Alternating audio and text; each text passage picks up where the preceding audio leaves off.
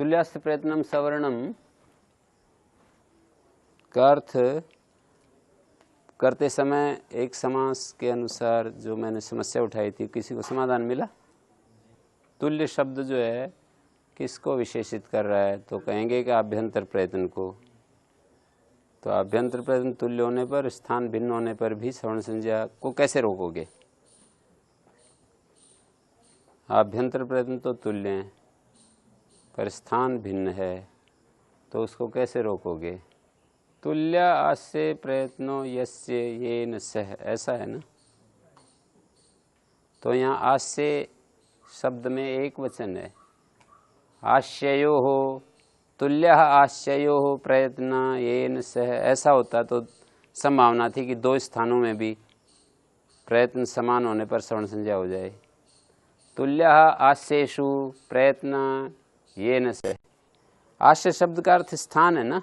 स्थान एक भी हो सकते हैं, दो भी हो सकते हैं, बहुत भी हो सकते हैं। तो यहाँ एक वचन से हम विग्रह करके दिखा रहे हैं, तुल्य आस्य प्रयत्नो यस्य येन सह। इस कारण से यहाँ पर एक ही स्थान में प्रयत्नों की तुल्यता देखी जा रही है। जैसे तालु स्थान है या कंठ स्थान है या ओष्ठ स्थान है, एक स्थान में दो प्रयत्नों की तुल्यता देखी जा रही है, इसलिए अतिव्याप्ति नहीं हो रही है। अतिव्याप्ति का अर्थ मत समझते हो? भिन्न स्थान में भी प्रयत्न तुल्य होने पर जो सवर्ण संज्ञा की अतिव्याप्ति का प्रश्न उठाया, वो ये यहाँ पर नहीं होगा। भिन्न स्थान में प्रयत्न की तुल्यता में सवर्ण संज्ञा नहीं होगी। क्यों नहीं होगी? क्योंकि विग्रह हम जो कर रहे हैं समास का, वो है तुल्य आस्य प्रयत्नो यस्य। तुल्य है आस्य में प्रयत्न जिसका। यदि विग्रह ये होता तुल्य आस्ययो प्रयत्न, आस्ययो का मतलब दो स्थानों में, या तुल्य आस्येषु प्रयत्नो यस्य, ऐसा विग्रह होता तो फिर बहुत स्थानों में भी, अनेक स्थानों में भी प्रयत्न की तुल्यता में सवर्ण संज्ञा की प्राप्ति का दोष उपस्थित हो सकता था। पर यूं कह रहे हैं तुल्य आस्य प्रयत्नो यस्य, स्थान में प्रयत्न तुल्य है जिसका। स्थान जैसे तालु स्थान में ई और ई, छोटा ई और बड़ा ई, ह्रस्व दीर्घ, तो इनका प्रयत्न तुल्य है। या दोनों ही ह्रस्व इकार हैं या दोनों ही दीर्घ इकार हैं, तो उनका प्रयत्न जो है समान है, विवृत प्रयत्न है। और तालु स्थान में प्रयत्न की तुल्यता, ऐसे ही कंठ स्थान में प्रयत्न की तुल्यता। आप ये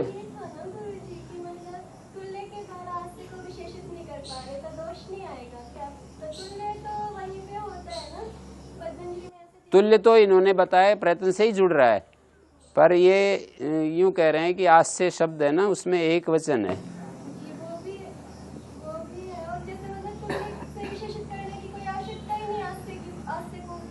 नहीं तो वो अतिव्याप्ति को कैसे रोकेंगे, ये मेरा प्रश्न था ना। यदि तुल्य को आस्य के साथ संबंधित नहीं करेंगे तो मेरा प्रश्न तो यही था ना कि आस्य भिन्न।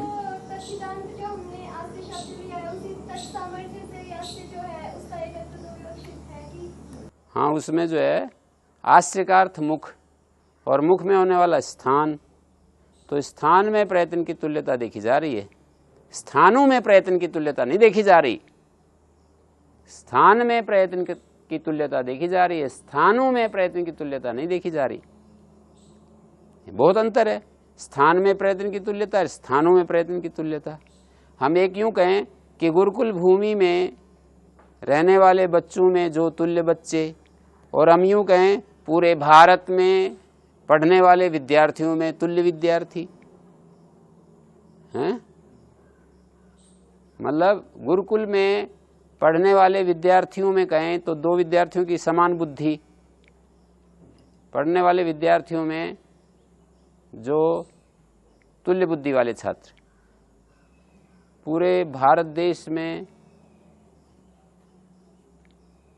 पढ़ने वाले विद्यार्थियों की समान बुद्धि, तो अंतर हो गया ना इसमें। कई स्थानों में जब हम देखें तो एक अलग बात होती है, एक स्थान में देखें तो अलग बात। तालु स्थान में जब प्रयत्न की तुल्यता देखेंगे तो अतिव्याप्ति नहीं होगी, अर्थात कंठ स्थान का आकार और तालु स्थान का इकार इनके प्रयत्न समान होने पर भी श्रवण संज्ञा नहीं होगी। क्यों नहीं होगी? क्योंकि एक स्थान में ये बात जो है कट गई। एक स्थान में प्रयत्न की तुल्यता होनी चाहिए। कंठ स्थान और तालु स्थान भी लें और बहुवचन से विग्रह करें तो आस्य ग्रहण की कोई आवश्यकता नहीं, कुछ उसने मदद ही नहीं की। क्योंकि आस्य का मतलब स्थान, और स्थान का अर्थ ले लिया स्थानों में, तो ऐसा कहने की आवश्यकता ही नहीं रही। तुल्य हैं प्रयत्न जिनके, इतना ही कह दो फिर। तुल्य प्रयत्ना सवर्णम, तुल्य प्रयत्नम सवर्णम, ऐसा ही सूत्र बना दो फिर। तो तुल्य प्रयत्न वाले वर्णों की सवर्ण संज्ञा होती है। यदि भिन्न स्थानों वाले वर्णों की भी सवर्ण संज्ञा हो जाए तो फिर आस्य ग्रहण का क्या औचित्य? फिर तो आस्य का कोई अर्थ ही नहीं रहा। जैसे देवेंद्र, देव और इंद्र है, अ का भी विवृत प्रयत्न अष्टाध्यायी में और इंद्र का भी विवृत प्रयत्न है, तो ये दो स्थानों में प्रयत्न समान है इनके, तो यहां श्रवण संज्ञा नहीं होती है। ये कंठ स्थान है, ये तालु स्थान है, दो स्थानों में प्रयत्न की तुल्यता है, इनकी श्रवण संज्ञा नहीं होती। श्रवण संज्ञा हो जाए तो आकाश सवर्ण है दीर्घ, यहाँ भी दीर्घ हो जाएगा। स्थान में अंतर इसका रंग नहीं हो पाया, जैसे इनका कंठ है, इसका तालु है, इस वजह से स्थान भिन्न होने के कारण नहीं हो पाया श्रवण संज्ञा। स्थानों में तो प्रयत्न तुल्य ही, स्थानों में बोलेंगे तो स्थानों में मतलब एक से ज्यादा स्थानों में प्रयत्न की तुल्यता यदि अभीष्ट हो तो यहाँ भी श्रवण संज्ञा प्राप्त होगी।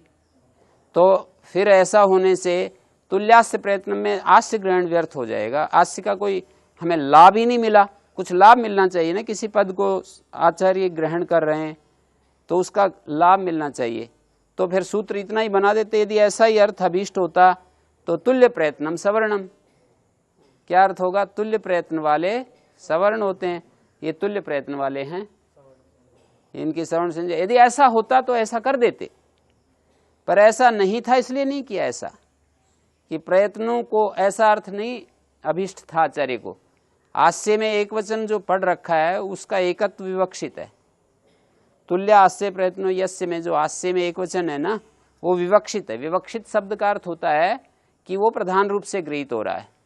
विवक्षा अविवक्षा की बात समझते हैं, उसको उसका एकत्व विवक्षित है। जैसे यूं कहेंगे तस्यापत्यम, तस्य में जो एक वचन है वो पूछें आपसे कि ये विवक्षित है या विवक्षित अविवक्षित है, क्या उत्तर देंगे? तस्य में एक वचन है, तस्य क्या किस विभक्ति का एक वचन है?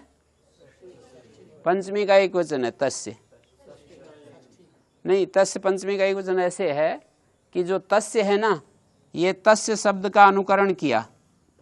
तस्य एक शब्द होता है, इसका अनुकरण किया तस्य, और इससे पंचमी विभक्ति गसी लाए, सुपांशु लुक से इसका लुक हो गया। अनुकरण का मतलब होता है कि एक शब्द को वैसा का वैसा हमने उस जैसा उच्चारण करना। तस्य एक शब्द होता है, उसका अर्थ होता है उसका, और तस्य हमने अनुकरण किया, तो इस अनुकरण का अर्थ जो है, जो षष्ठ्यंत शब्द है ना तस्य, उसको बताना इसका प्रयोजन होता है। जैसे व्याकरण में उदाहरण दिया जाता है, एक ब्राह्मणी नृतक, ब्राह्मणी एक थी कोई बूढ़ी ब्राह्मणी, तो ऋतक को नृतक बोल दिया उसने। ऋतक नाम के व्यक्ति को, बालक को बता रही थी ब्राह्मणी। ऋतक नाम था एक बच्चे का, और ब्राह्मणी ने ऋतक को नृतक, ओ नृतक इधर आ। ऋतक की जगह शक्ति वैकल्य के कारण, उच्चारण शक्ति वैकल्य के कारण ऋतक को नृतक बोल दिया। रे की जगह ल, रे जो है वो मूर्धा से बोला जाता है और ल दंत से बोला जाता है, तो जीव ऊपर नहीं जा पा रही थी तो ऋतक को नृतक बोल दिया। हैं? कमी के कारण, शक्ति की कमी के कारण। तो वो जो है दूसरा व्यक्ति बताने लगा, जैसे मैं बताने लगा कि भाई ब्राह्मणी ने ऋतक इत्याह सतु अशुद्धम शब्द रूपम उच्चारितम। बताने वाले ने बताया कि ब्राह्मणी ने ऋतक बोल दिया, ये तो असाधु शब्द का इसने उच्चारण कर दिया। शब्द जो साधु शब्द का उच्चारण नहीं किया। ब्राह्मणी ने लृतक इत्याह, इति शब्द उस शब्द स्वरूप को बांधने के लिए होता है। संस्कृत में जो इति बोलते हैं उस शब्द स्वरूप को बांधने के लिए होता है। मतलब जैसे लोक में हम कहते हैं कि गाम आने, तो वो गाम उसको लाएगा, पशु को लाएगा। और यूं कहें गाम इति उच्चारे, तो गाम इस पद को उच्चारण करेगा, न कि उस पशु को। गाम इति वदति, हमने बोला गाम इति वदति, मानी गाम ऐसा बोलता है। तो ब्राह्मणी लृतक ऐसा बोल रही है। तो यहाँ लृतक जो शब्द है ये अनुकरण है। ब्राह्मणी ने एक लृतक बोला, एक मैंने लृतक बोला, दोनों का अलग अर्थ है ना। ब्राह्मणी ने जो लृतक बोला है वो तो उस पदार्थ को बताने के लिए बोला था, और मैंने लृतक जो बोला वो उसके द्वारा उच्चरित शब्द को बताना मेरा प्रयोजन है। तो अनुकरण शब्द जो होते हैं उनका अर्थ अनुकार्य होता है। अनुकरण शब्दों का अर्थ अनुकार्य होता है। जैसे कोई एक व्यक्ति शराब पिए हैं और उसको बताते समय कोई व्यक्ति दूध या पानी लेकर के ऐसे अनुकरण करे, उसका नकल करे कि उस व्यक्ति ने शराब ऐसे पी हैं। तो ये जो अनुकरण मैं पानी पी करके दिखा रहा हूँ, शराबी के शराब पीने का अनुकरण करके जो दिखा रहा हूँ, मेरा शराब पानी पीना उस व्यक्ति के द्वारा पान जो क्रिया की गई, उस व्यक्ति के द्वारा जो पान क्रिया की गई उसको बताना मेरा प्रयोजन है। मेरे द्वारा जो पान क्रिया की जा रही है उसका प्रयोजन इतना ही है कि उस व्यक्ति के द्वारा की गई पान क्रिया का बोध, और वो व्यक्ति जो पान क्रिया कर रहा है वो अपना किसी अन्य प्रयोजन से पी रहा है, नशे के लिए, व्यसन पूर्ति के लिए, जो भी हैं। तो जिसका हम अनुकरण करते हैं वो अनुकार्य होता है, और जो अनुकरण किया जाता है वो अनुकरण होता है। मतलब जो नकल किया जाता है वो अनुकरण होता है। अनुकार्य वो होता है जिसका अनुकरण करते हैं। ऋतक ब्राह्मणी ने बोला वो अनुकार्य बन जाएगा, और किसी दूसरे व्यक्ति ने बताने के लिए जब बोला तो अनुकरण बनेगा। अनुकरण शब्दों का अर्थ अनुकार्य होता है। तो इस प्रकार तस्य एक शब्द होता है ना, षष्ठी का एक वचन, उसका अनुकरण कर लिया, वैसा का वैसा एक शब्द उठा लिया, षष्ठ्यंत। ये कैसे हमको जानकारी होगी यहाँ पर इसका अनुकरण किया गया है? वो जैसे मैं आप बता रहा हूँ, फिर आपका भी दिमाग काम करने लग जाएगा। शास्त्रीय बातें तो ऐसे ही जानते हैं सब। सूत्रार्थ करते हैं तो षष्ठी षष्ठी समर्थ, ऊपर से समर्थात आ रहा है, ये पंचमी का एक वचन है। षष्ठ्यंतात समर्थात प्रातिपदिकात, ऐसा अर्थ करते हैं ना। षष्ठी समर्थात प्रातिपदिकात समानाधिकरण हो जाएगी। तस्य जो है पंचमी का एक वचन, यहाँ पर जो षष्ठी का एक वचन है ये विवक्षित है अविवक्षित है? क्या बोलेंगे? अविवक्षित है ये। नहीं तो यदि विवक्षित होगा तो एक वचन से ही प्रत्यय होगा, द्विवचन से नहीं हो सकता। और अविवक्षित है यदि एक वचन, तो एक वचन से भी प्रत्यय होगा, एक वचनांत से भी होगा, द्विवचनांत से भी होगा, बहुवचनांत से भी होगा। यदि अविवक्षित है, अविवक्षित का मतलब इसका प्रधान रूप से विवक्षा नहीं है, प्रधान रूप से इसका जो एकत्व है वो विवक्षित नहीं है। दो उदाहरण दिए जाते हैं उसमें ना, मीमांसा शास्त्र में विवक्षा अविवक्षा, संख्या की विवक्षा अविवक्षा के लिए दो उदाहरण दिए जाते हैं। कि जैसे पशुना यजेत बोलते हैं, तो यहाँ संख्या की जो पशुना तृतीया का एक वचन है, यहाँ पर संख्या की विवक्षा है। और ग्रहम सम्मार्ष्टि एक उदाहरण दिया जाता है। सोम रखने के पात्र को ग्रह कहते हैं मीमांसा में। जो सोम निकाला जाता है उसको जो निचोड़ करके लता होती है सोम, उसको निचोड़ कर पीस करके सिलबट्टे पर रगड़ करके और वो कपड़े में निचोड़ करके, छलनी में निचोड़ करके और उन पात्रों में रखते हैं उस सोम को। उस सोम को फिर ऋत्विकों को पिलाया जाता है, जो यज्ञ करवाने वाले होते हैं उनको पिलाया जाता है। तो वहां पर जो सोम के पात्र हैं उनको ग्रह कहते हैं। तो बोला ग्रहम सम्मार्ष्टि, ग्रह का सम्मार्जन करता है। वहां पर कोई एक ड्यूटी लगाते हैं कि अमुक व्यक्ति ग्रह का मानी सोम पात्रों का मार्जन करता है। तो यहाँ पर ग्रहम में जो द्वितीय एक वचन है ना, ये विवक्षित है या अविवक्षित है? अविवक्षित है। यदि विवक्षित हो तो एक ही पात्र अर्थ लिया जाएगा, और अविवक्षित है तो कई, जितने भी पात्र हैं, 12 पात्र हैं, 10 पात्र हैं, 9 पात्र हैं, जितने भी हैं सोम पात्र, सबका ही मार्जन किया जाएगा। तो ये है, इस तरह से विवक्षा विवक्षा की बात ये है। पशुना यजेत में एकत्व विवक्षित है, पशु के द्वारा यजन करता है, यजन करे, पशुना यजेत, पशु के द्वारा यजन करे, किसी एक विशेष यज्ञ में विधान करते हैं तो पशुना यजेत, स्वर्ग कामो पशुना यजेत, स्वर्ग की कामना वाला पशु के द्वारा यज्ञ करे। तो यहाँ पर जो पशुना है इसमें एकत्व विवक्षित है विवक्षित? क्यों? एक पशु के द्वारा ही जो है ना करना होगा। अविवक्षित हो तो फिर कोई सीमा नहीं, निर्धारण कैसे करेंगे कितने हैं, कितने पशुओं के द्वारा करें? अविवक्षा हो तो 1 2 3 4 कितने भी, मतलब कोई एक नियम नहीं बन पाएगा। वो तो पशु एक सिंबॉलिक है, जैसे कोई बात बताने के लिए कि हमारे अंदर जो पशु भाव होते हैं ना, उनका उस भगवान रूपी दिव्य अग्नि में उनको काट करके और उनको जैसे हम हवन कर दिया, समझो कि उसका नाश कर दिया। हमारे अंदर जो पशुत्व है उसको नाश करने के लिए एक सिंबॉलिक एक चीज़ बनाई, मतलब प्रतीकात्मक रूप से एक चीज़ बनाई कि हम अपने पशुत्व का अग्नि में यजन कर दें, अर्थात उसको मतलब भगवान रूपी अग्नि में उसकी आहुति दे दें। हमारा जो पशुत्व है उसको भगवान रूपी आग में हमने डाल दिया, यूँ समझो। वहाँ पर संख्या विवक्षित है पशुना यजेत में, और ग्रहम सम्मार्ष्टि में अविवक्षित है। तस्य में एकत्व अविवक्षित है, इसलिए एक वचन से भी प्रत्यय होगा, द्विवचन से भी होगा। जैसे ज्ञस्य अपत्यम, ब्राह्मणस्य अपत्यम, ब्राह्मणयो अपत्यम, ब्राह्मणानाम अपत्यम, तीनों वचनों में प्रत्यय हो जाता है। ब्राह्मण का पुत्र, 2 ब्राह्मणों का पुत्र, पंचानाम नापिता नाम अपत्यम, देखो यहाँ पर हो रहा है ना 5 नापिती, तो ये नापिता नाम बहुवचनांत था, प्रत्यय हो रहा है। यदि ये विवक्षित होता तस्य एक वचन, तो फिर एक वचन से ही आ सकता था, बहुवचनांत से कैसे आएगा? षष्ठी समर्थ प्रातिपदिक से प्रत्यय होता है ना।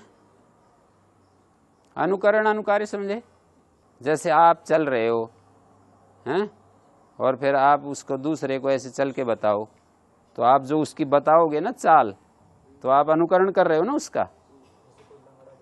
लंगड़ा जा रहा हो, फिर आप ऐसे करके दिखाओ, तो ये वो ऐसे चल रहा, तो आपकी जो चाल है वो अनुकरण कहलाएगी। अर्थात आपका वो तो अपने पैर की कमी के कारण से चल रहा है या कैसे भी, आपका काम तो केवल उसकी चाल को बताना है, तो वो अनुकार्य बन जाएगा जिसका आप अनुकरण कर रहे हैं, आप अनुकरण।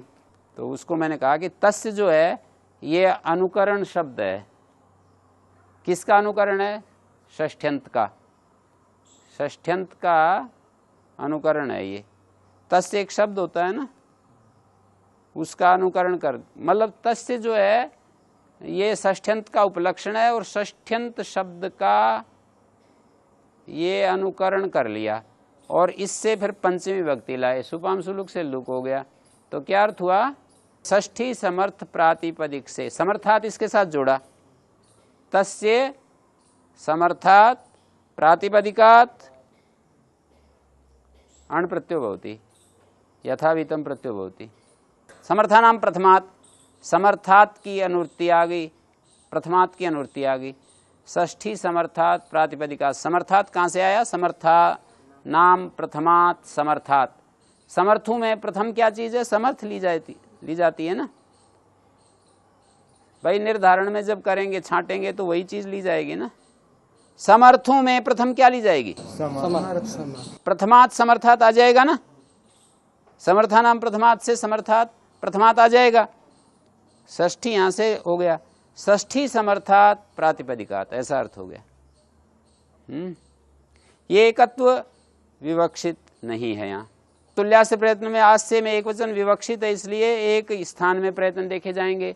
और संख्या या गुणस्य निमाने मयट, वहाँ गुणस्य में जो एकत्व है वो विवक्षित है, इसलिए गुण का अर्थ वहाँ भाग है। भाग के निमान में हिस्सा, पार्ट, इस अर्थ को गुण कह रहा है वहाँ पर। तो वहाँ जो गुणस्य है वहाँ एक वचन है ना, जो षष्ठी का एक वचन है गुणस्य, तो वहाँ एकत्व विवक्षित है भाग के मूल्य को बताने में। जैसे मट्ठा है ना, मट्ठा, इसका एक भाग और ये जो है यव, इसके दो भाग, ये इसका मूल्य है। वस्तु विनिमय में जब ऐसे करते हैं तो यूं ही तो करते हैं कि भाई एक ये दे दे, एक भाग गन्ना और दो भाग गेहूं हैं, दो भाग गेहूं लूंगा, एक भाग गन्ना दूंगा। मतलब एक सेर गन्ना यदि दूंगा तो दो सेर गेहूं लूंगा, ऐसा कोई कह दे हैं। तो ऐसे ही एक सेर मट्ठा और दो सेर जो, ऐसे हो गया। तो वहां पर गुणस्य में एकत्व विवक्षित है। तो गुण का निमान मानी भाग का मूल्य बताया जाए, भाग के मूल्य को बताने में संख्यावाची से प्रत्यय हो जाता है। मैं इस अंश में उदाहरण दिया है गुणस्य का कि वहाँ संख्या का जो एकत्व है ना गुणस्य, उसमें विवक्षित है। इस अर्थ में मैंने उदाहरण दिया है, बस इतना ही समझने की बात है। कई उदाहरण दिए ना मैंने, पशुना यजेत में एकत्व विवक्षित है, ग्रहम सम्माष्टि में एकत्व विवक्षित नहीं है, ग्रहम में जो एक वचन है विवक्षित नहीं है, तुल्यास्य प्रयत्नम में आस्य में एकत्व विवक्षित है, संख्या गुणस्य निमान्यमैट में गुणस्य में एकत्व विवक्षित है। कहाँ विवक्षित है कहाँ अविवक्षित है, इसमें आप कुछ वो देखना ही पड़ता है, ये सारा विवेक का प्रयोग करना पड़ेगा, कहाँ विवक्षित है कहाँ अविवक्षित है, अर्थ को देख के समझना पड़ेगा। हाँ, तो तुल्यास्य में आस्य में एकत्व विवक्षित है, इसलिए दो स्थानों में प्रयत्न की तुल्यता नहीं देखी जाएगी, एक स्थान में ही प्रयत्न की तुल्यता देखी जाएगी। यदि वो आस्य एकत्व अविवक्षित हो तो कई स्थानों में भी प्रयत्न की तुल्यता हम देखने लगेंगे। क्या होता है विवक्षित अविवक्षित? विवक्षित का मतलब है उसमें वो जो पढ़ा हुआ एक वचन सुनाई देगा तो उसका अर्थ आप दो लोगे या तीन। एक वचन सुनाई दे रहा है तो उसका अर्थ कितना लेंगे भाई, दो या तीन? दो तीन नहीं लेंगे। तो ये आप क्यों, किस कारण से आप दो तीन नहीं ले रहे? तो इसका उत्तर यही है कि आप एक की एकत्व की विवक्षा कर रहे हो। वहां पर एकत्व जो अर्थ है उसकी आप विवक्षा कर रहे हो, इसलिए आप एक वचन ले रहे हो। और यदि एकत्व को आपने गौण कर दिया तो फिर बेशक वो एक वचन में बोले उससे दो तीन अर्थ ले लेंगे। गौण मानी अप्रधान कर दिया, एक प्रधान होता है एक अप्रधान होता है, उसके जो एकत्व को अप्रधान कर दिया। आपने ये कहा कि ये तो केवल पद संज्ञा करने के लिए विभक्ति ले आए हैं, उसके एकत्व की विवक्षा नहीं है। तो एकत्व जो है विवक्षित अविवक्षित इस तरह से देखा जाता है। कई जगह एकत्व विवक्षित होता है, कहीं नहीं होता है। विवक्षित प्रधान रूप से किसी चीज के अर्थ को ग्रहण करना, और जहां गौण कर देना उसके उस निर्देश को गौण कर देना तो अविवक्षित हो गया। जैसे एक ही मतलब जैसे एक वचन है तो मतलब एक वचन पढ़ा हुआ है तो एक ही अर्थ लें तब तो विवक्षित, और पढ़ा हुआ तो एक वचन है अर्थ ले रहे हैं दो तीन भी, उसी से मतलब अर्थ दो तीन ले रहे हैं, ये कैसे लेंगे? एक वचन पढ़ा है फिर भी दो तीन अर्थ ले लेते हैं। बताया ना, ग्रहम सम्माष्टि उदाहरण दिया मैंने, ग्रहम में एक वचन है पर फिर भी दो तीन अर्थ ले लेते हैं। तस्यापत्य में भी ले लेते हैं, एक वचन पढ़ा है फिर भी द्विवचनांत बहुवचनांत से प्रत्यय कर देते हैं, क्योंकि यहाँ एकत्व विवक्षित नहीं है। बहुवचन कर देते एकत्व नहीं, फिर बहुवचन का क्यों? हैं? बहुवचन कर देते फिर आप एक वचन से कहते हैं कि एक वचन से प्रत्यय कैसे करेंगे? बहुवचन कर देते तो फिर आप यूं कहते हैं कि एक वचन से प्रत्यय करेंगे, कैसे करेंगे? यहाँ तो बहुवचन निर्देश किया है। फिर वही समाधान करते हैं कि बहुवचन विवक्षित नहीं है। प्रातिपदिक में 5 चीज होती हैं, कोई भी प्रातिपदिक बोलोगे, एक संख्या की बात नहीं है। तो ये बड़ा सारा सिद्धांत है एक पीछे, जाति व्यक्ति लिंग संख्या कारक, एक प्रातिपदिक बोलोगे ना वृक्ष, वृक्ष बोलने से वृक्षत्व अर्थ लिया जाएगा एक तो, और वृक्षत्व अर्थ का आधारभूत जो द्रव्य है वो लिया जाएगा। वृक्षत्व कहाँ रह रहा है? जाति में। वृक्षत्व ही तो जाति है। व्यक्ति का मतलब ये जो जिसको हम आंखों से देखते हैं, जो जिसका हम काम लेते हैं, उपयोग लेते हैं, व्यक्ति का सीधा व्यक्ति हमारे काम में आती है। जाति जो है ना वो सीधा कार्य के साथ युक्त नहीं होती है। कार्य के साथ जैसे यूं कहें कि वृक्ष पर से आम तोड़ लो, तो यहां आम भी जातिवाची शब्द है, वृक्ष भी जातिवाची शब्द है, तोड़ना भी जातिवाची है, पर कार्य के साथ अन्वय जब करोगे ना इनका, तो व्यक्ति का एक कोई वृक्ष, उसका एक आम, और तोड़ने की एक क्रिया। तोड़ने की क्रिया तो कई जगह, आम को भी तोड़ सकते हैं, किसी और चीज को तोड़ सकते हैं, खंबे को तोड़ सकते हैं। जाति जो होती है अनेकानुगत होती है ना, अनेक के अंदर रहने वाली धर्म को जाति कहते हैं।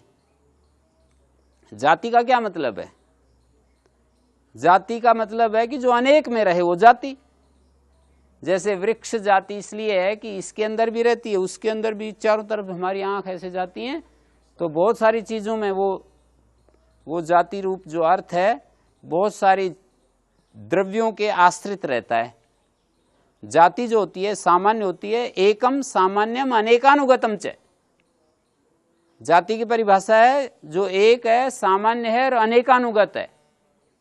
अनुगत माने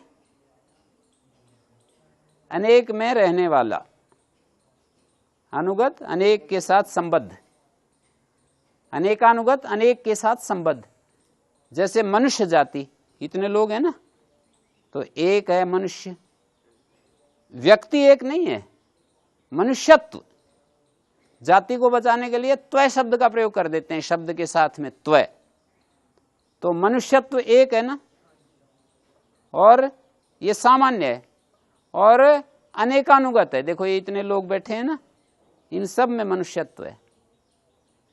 एक शब्द बोलोगे तो 5 चीजें उसके अंदर रहती हैं, ऐसा मानना पड़ेगा।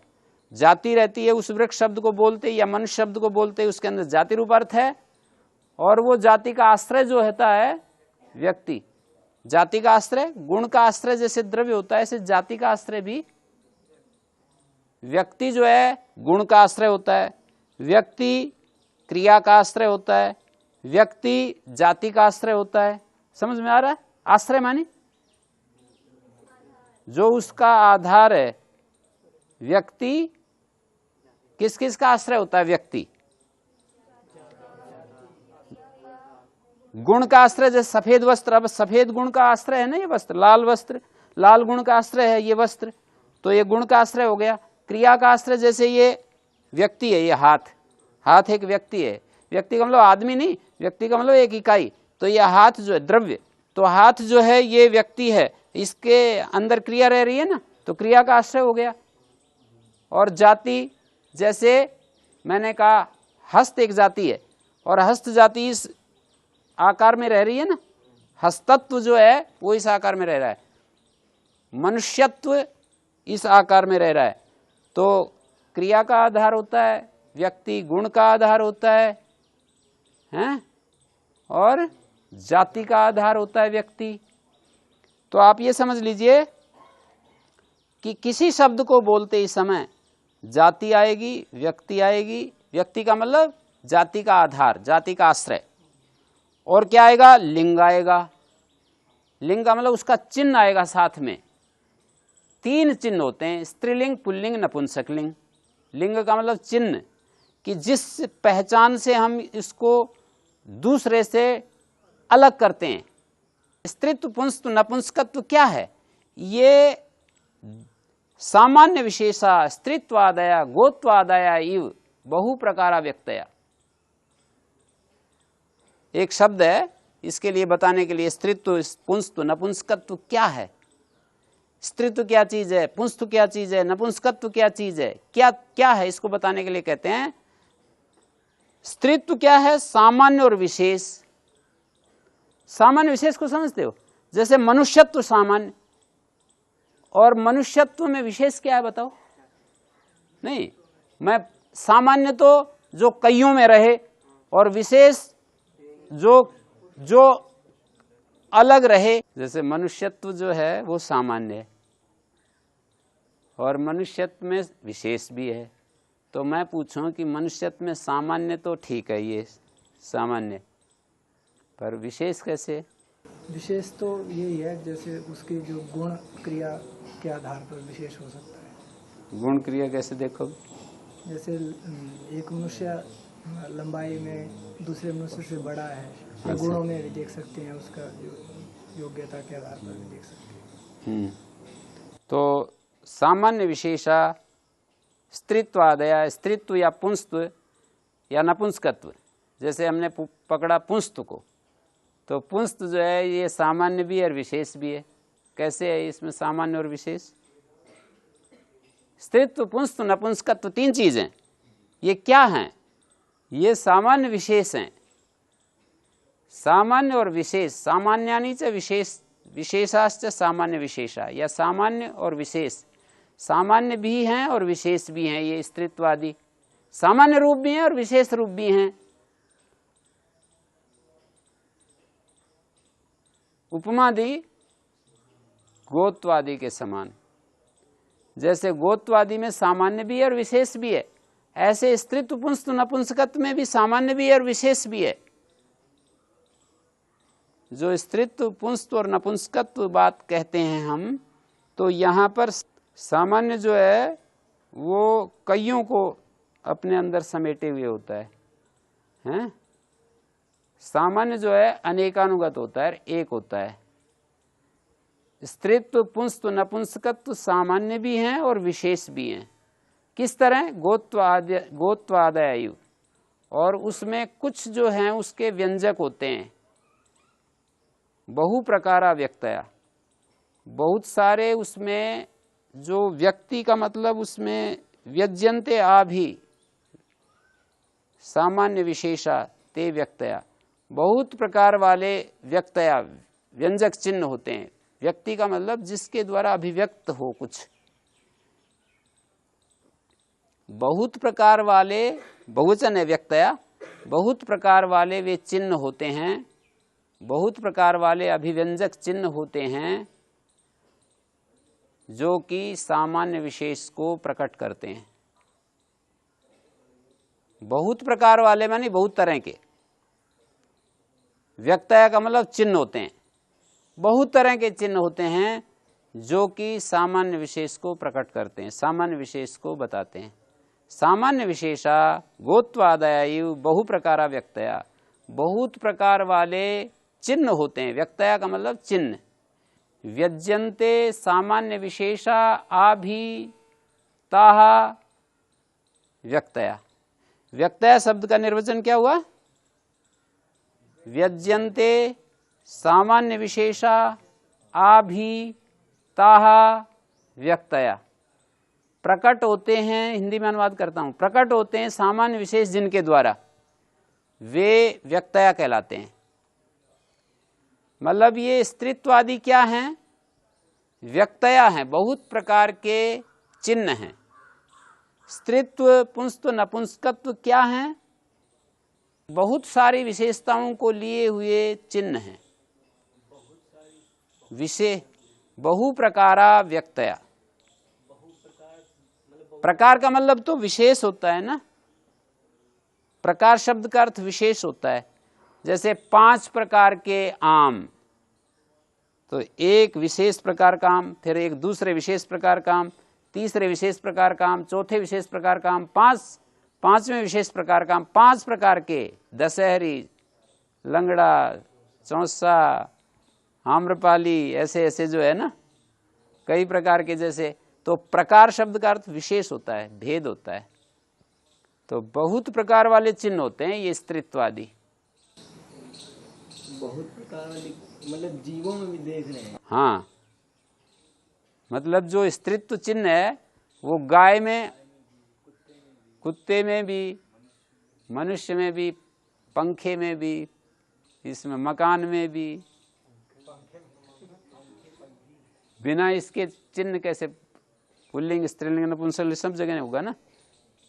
स्त्रीत्व पुंस्तु नपुंसकत्व जो है तीनों, ये बहुत प्रकार के चिन्हों को धारण कर रहे हैं और गोत्वादि के समान है। ये गोत्वादि में भी यही बात होती है, बहुत प्रकार के धर्म जो हैं उनको लेकर के गोत्वादि व्यवहार जाति के रूप में अलग अलग जातियां प्रकट होती हैं।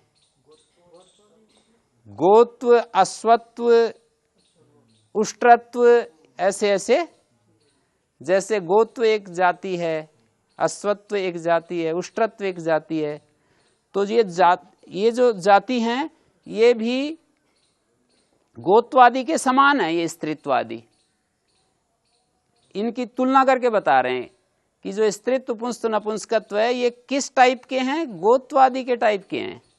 जैसे गोत्वादि होते हैं वैसे ही स्त्रीत्वादि होते हैं। जैसे गोत्वादि भेदक होते हैं, सामान्य भी होता है और विशेष भी होता है। गोत्व सामान्य तो इसलिए है कि बहुत सारी गायों में गोत्व विद्यमान है, और विशेष इसलिए कि अश्वत्व से भिन्न है, वो उष्ट्रत्व से भिन्न है। वो गो में जो गोत्व है वो सामान्य तो बहुत सारी गायों में वो दिखाई दे रहा है, और वो उसमें विशेष क्या है, अश्वत्व से, उष्ट्रत्व से, कुक्कुरत्व से, मनुष्यत्व से भिन्न है। तो सामान्य भी है गोत्व के अंदर और विशेषत्व भी है। जो गोत्व शब्द है ये सामान्य को भी धारण कर रहा है और विशेषत्व को भी धारण कर रहा है। तो गोत्व विशेषता को कैसे धारण कर रहा है, विशेषता वो होती है जो भिन्न कर दे। तो अश्वत्व से गोत्व भिन्न है ना, तो विशेषता है, तभी तो घोड़े से अलग कर रहा है गोत्व। गोत्व में यदि विशेषता न मानी जाए तो वो अश्व से अलग कैसे करेगा, अश्वत्व से वो अलग कैसे करेगा। गोत्व में सामान्य है कि 1000 गायों में भी गोत्व है, और गोत्व में विशेष इसलिए है कि घोड़े से उसको हम अलग समझ रहे हैं, गोत्व को, घोड़ा नहीं, अश्वत्व से गोत्व को अलग समझ रहे हैं। अब आ गया है, क्या कहोगे? जो गोत्व है उसको विशेष अश्वत्व से भिन्न है, वो इसलिए विशेष है। हाँ, तो स्त्रीत्वादि भी ऐसे ही है, बिल्कुल स्त्रीत्वादि में भी ऐसा ही है। स्त्रीत्व में सामान्य भी है, सामान्य भी और विशेष भी है। सामान्य तो इसलिए है कि स्त्रीत्व सामान्य है, दुनिया भर की जितने भी स्त्रीलिंग की चीजें हैं उनमें स्त्रीत्व रहता है। और विशेष किस लिए है, पुंस्तव से अलग करता है ना वो, इसलिए वो उसमें विशेष भी है। ऐसे ही नपुंसकत्व से भिन्न करता है, पुंस्तव से भिन्न करता है। ऐसे पुंस्तव को देखोगे तो पुंस्तव में सामान्य है, दुनिया भर की जितनी भी पुंस्तव युक्त चीजें हैं वो उनमें पुंस्तव देखेंगे सामान्य, और उसमें विशेषत्व क्या है, पुंस्तव में स्त्रीत्व और नपुंसकत्व से भिन्न कर रहा है वो। ऐसे नपुंसकत्व को देखेंगे, दुनिया भर की चीजें उनमें नपुंसकत्व, जो भी नपुंसक लिंग से युक्त हैं उनमें नपुंसकत्व सामान्य है, और विशेष क्या है, स्त्रीत्व और पुंस्तव से भिन्न है वो। तो सामान्य विशेषा स्त्रीत्वादया गोत्वादया इव, गोत्वादि के समान बहु प्रकारा व्यक्त है। इनके अंदर बहुत प्रकार के चिन्ह होते हैं। उन चिन्हों के द्वारा हम पता कर लेते हैं कि ये तो इसको हम स्त्रीत्व की श्रेणी में रखेंगे, इसको हम पुंस्तव की श्रेणी में रखेंगे, इसको नपुंसकत्व की श्रेणी में रखेंगे। वो चिन्ह के आधार पर जो करते हैं। आप किस आधार पर इसको तो गाय कहा, इसको घोड़ा कहा, आप बताओ। एक पशु को तो आपने गाय नाम रख दिया, दूसरे पशु को घोड़ा नाम रख दिया, तीसरे को उष्ट्र, चौथे को कुत्ता, पांचवें को बतख। किस आधार पर आप ये नाम रख रहे हो? चिन्हों के आधार पर तो रख रहे हो। तो बहु प्रकार व्यक्त है, वे बहुत प्रकार के चिन्ह हैं जिन चिन्हों के द्वारा आप निर्धारित करते हो कि ये स्त्रीत्व है, ये पुंस्तव है, ये नपुंसकत्व है। इसी तरह से वो चिन्ह गोत्व आदि में भी लागू होते हैं। जैसे गोत्व है तो वो चिन्ह के आधार पर ही तो आपने कहा यहाँ इसको तो गोत्व कहेंगे, इसको अश्वत्व कहेंगे, इसको उष्ट्रत्व कहेंगे। चिन्हों के आधार पर कहोगे, ऐसे कह दोगे। तो मैं ये कह रहा था, कोई भी शब्द बोलेंगे ना, वो एक बात इन्होंने उच्चारण कर दी, उसी की व्याख्या कर रहा हूं कि एक शब्द को बोलते ही उसके अंदर जाति रूप अर्थ आएगा। जाति का आश्रय जो व्यक्ति है, व्यक्ति का मतलब है जाति का आश्रय। जाति जिसके अंदर रहती है उसको व्यक्ति कहते हैं। आश्रय द्रव्य को जाति कहते हैं। गुण का आश्रय आपको समझ में आता है? द्रव्य, जैसे लाल वस्त्र, द्रव्य तो वस्त्र है, इसके अंदर लाल धर्म रहता है। क्रिया का आश्रय भी द्रव्य, जैसे मैं सुखा दूं, ये हिल रहा हो, कपड़ा मैं सुखा दूं और फिर ये हिल रहा हो वायु से, तो क्रिया का आश्रय हो गया ना। ऐसे जाति का भी आश्रय होता है द्रव्य। द्रव्य जाति का आश्रय होता है। और फिर उस शब्द को बोलते ही उसके अंदर स्त्रीत्व, पुंसत्व, नपुंसकत्व, लिंग ये भी आ जाता है। कुछ चिन्ह है, उसके आधार पर हम उसका स्त्रीत्व, पुंसत्व, नपुंसकत्व निर्धारित करते हैं। तो ये 3 लिंग होते हैं, ठीक है। और चौथा होता है उसमें कर्ता, कर्म, करण, संप्रधान, अपादान, अधिकरण। ये 6 जो कारक होते हैं ना, ये भी उस शब्द के अंदर रहते हैं, कारक अर्थ भी रहते हैं। और 5वीं चीज है एकत्व, द्वित्व, बहुत्व, ये संख्या भी उसमें रहती है। ये जो गोत्व है ये किसी चिन्ह के आधार पर ही तो गो बताया, उसको मैं बार बार कह रहा हूं। उसके एक आकार प्रकार जाकर के देखोगे ना, तो उसको भैंस को नहीं कहोगे आप गो। भैंस को गो क्यों नहीं कहते? कि वो चिन्ह उसमें नहीं है ना। तो चिन्ह है ही ईश्वर, सच्चिदानंद स्वरूप है, निराकार, शक्तिमान, न्यायकारी, दयालु, जन्मानंद, निर्विकार, अनादि, अनुपम, सर्वाधार, सर्व, ये अलग है ना। इन चिन्हों के को जो धारण करे, सर्वशक्तिमत्वादि जो चिन्हों को धारण करे, उसको हम ईश्वर कहते हैं। और ईश्वरत्व जिसके अंदर हो इसको ईश्वर कहेंगे। ईश्वरत्व जिसके अंदर होगा वो ईश्वर, ठीक है। अनेकानुगत ईश्वर के विषय में सामान्य रूप से अनेकानुगत इस तरह होगा कि एक लोक में जो प्रभु होता है ना, उसके अंदर भी ईश्वरत्व जाती है। और एक सर्व उससे भी ज्यादा जो, जैसे एक छोटा टाइप का जो मनुष्य होता है, एक बड़े मनुष्य होता है, एक बीच का मनुष्य होता है, आकार प्रकार में, डील डोल में, गुणों में, सबको मनुष्य कहते हैं ना। तो ईश्वरत्व जो है एक राजा में भी, ईश्वरत्व जो है वो किसी सन्यासी में भी हो सकता है, अपना आप स्वयं का राजा है वो, और जो है वो परमेश्वर में भी हो सकता है। तो ये जातिवाची हो गया ना ईश्वर शब्द, है? महाभाष्य में आता है ईश्वरा ज्ञापयति, तो वहां ईश्वर का मतलब है कि राजा जो है वो देता है कि ग्रामाद ग्रामाद आनीयताम, ग्रामाद ग्रामाद मनुष्य आनीयताम या ब्राह्मण आनीयताम, ऐसे आज्ञा देता है कि गांव गांव से ब्राह्मणों को इकट्ठा करो भाई, इतने इतने। तो इस तरह से मतलब ये ईश्वर जाति, और ईश्वर जाति जिसके अंदर रहे वो व्यक्ति, और उसके अंदर स्त्रीत्व, पुंसत्व, नपुंसकत्व, 3 जो किन्हीं चिन्हों के आधार पर ये निर्धारण करते हैं। और उसके अंदर फिर कारकत्व भी होता है। कारकत्व का मतलब 6 कारक जो होते हैं ना, 6 साधन, वो भी उस शब्द में रहते हैं। और एकत्व, द्वित्व, बहुत संख्या भी रहती है। तो यहां पर जो है भाई, यहां पर जो एक शब्द बोलेंगे सारी संख्याएं हैं, पर एक वचन ले आए मान लो, तो केवल उसको उस शब्द का प्रयोग करने के लिए विभक्ति लगानी पड़ती है। ऐसा नियम है, सिद्धांत है कि बिना विभक्ति लगाए प्रयोग नहीं करते अकेले शब्द को। अकेले शब्द का प्रयोग नहीं होता है जब तक कि विभक्ति नहीं लगा देते। विभक्ति लगा करके ही बोलना पड़ता व्यवहार में, अकेले बिना विभक्ति के शब्द बोला नहीं जाता। विभक्ति लगाओगे तो विभक्ति प्रकट करती है किन्हीं 2 चीजों को। विभक्ति 2 चीजों को प्रकट करती है, एक तो कारक को और एक संख्या को प्रकट करती है।